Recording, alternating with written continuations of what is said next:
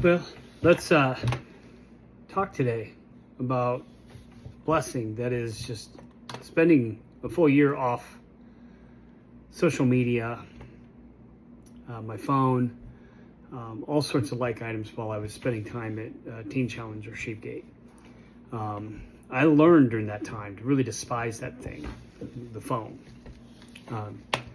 and all the attention, the instant attention that it demands with every ring, every ding, every notification. Even now, as I have this dumb thing back in my life, going through an internship with Sheepgate, I'm still hoping to learn how to balance it in a healthy, godly manner. Maybe my experience can help anybody today that's going through some of the same things that I'm dealing with. So I'm going to call this hashtag Christianity. So we'll do this in a few parts. First, this is the dangers of social media in our lives. So just imagine a shepherd in ancient Israel. He had no apps, no sheep, except the ones he was tending, obviously. The stars in the sky, their own family. They had God. In that, they had purpose and worship every day with God in their lives. And that was the expectation of those days. Contrast that with today and what we have now. We have a notification and then poof, all of our focus and all of our purpose is gone in that one instant. So how much time are we actually spending looking to create or receive the next ding, bang, or ring that comes from our back pocket? So in John 10, 11 and 13, here we have Jesus, who's the good shepherd.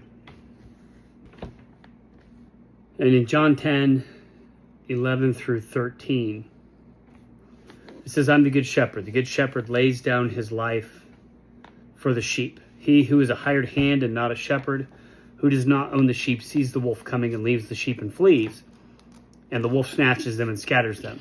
He flees because he is a hired hand and cares nothing for the sheep. So in that, we lose our focus on the things that distract us in life. Whereas our good shepherd, those things don't distract him. So the first part of this we'll talk about is doom scrolling. And that's the endless pit that swallows your peace.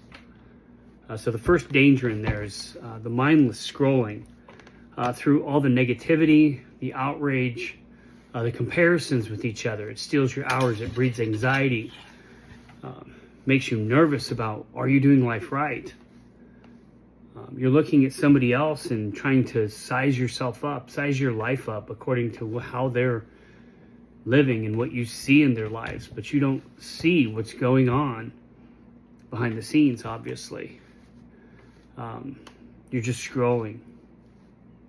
And you come across shorts. You come across the little tiny videos, the TikToks, and just endlessly, one after the others. Next one goes, 20 seconds, 30 seconds, 40 seconds. Soon enough, 2 a.m., and you're just going, one more video, and I'm going to sleep. Yet you wake up exhausted, and then you find that your prayer life is on empty, it's on zero, it's completely depleted. There's nothing left in it because you're spending that time endlessly.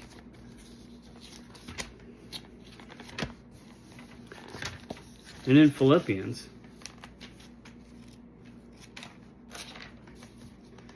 chapter 4, verses 6 and 7. Do not be anxious about anything, but in everything by prayer and supplication with thanksgiving let your requests be made known to God, and the peace of God, which surpasses all understanding, will guard your hearts and minds in Jesus Christ. We need to guard our hearts and our minds in to get that true peace. And we can't do that just mindlessly scrolling. Oh, how did they put that little table together and fails on the internet? Looking at people that slide off the roof and you get a chuckle because somebody gets hurt. That's not guarding your heart. That's not guarding your mind. That's not giving you peace in life. That's giving you just instant gratification for just the moment. And then just like the Israelites when they're grumbling in the wilderness in Exodus, they wandered and wandered and wandered and wandered and we're hungry, we need something to eat. And God provides manna. And here we're just feasting on this digital manna. But this stuff never satisfies. And it's not that we want more. It's just that what's there isn't worth the life that we put into it. So a solution here, set a scroll Sabbath, a day that you just put the phone down, lock it, do nothing with it. If somebody needs to really get a hold of you, they know where you live, right? They can knock on your door. Hey, there's been an emergency. You're not answering your phone. Way back in Isaiah.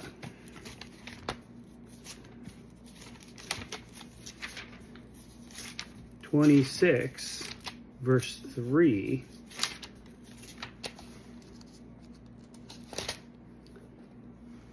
You keep him in perfect peace, whose mind is stayed on you, because he trusts in you. So here Isaiah is prophesying to a nation that's spiraling out of fear and idol worship. God's promising peace only to the mind that is fixed on him. All the rest of the things in the world, be damned. If we're not fixed on what God has for us and what God is in our lives and what God is doing every single day, we're not truly fixed on him. Are we fixed on what he's got in store for us, what he's got as his plan in our lives? What are we doing with the time that he has given us that's left on this earth to bring one more into his kingdom? So that doom scrolling is nothing but our mind being unstayed. Peace isn't in that next headline that you're going to scroll on to. You're not going to find that link that says exactly what you've been waiting to hear, or that comment that just totally destroys all the libs or all the conservatives or destroys the arguments. In fact, we should be doing the opposite. We should not be arguing online because they're fruitless and they're pointless. And Paul tells that in one of his epistles.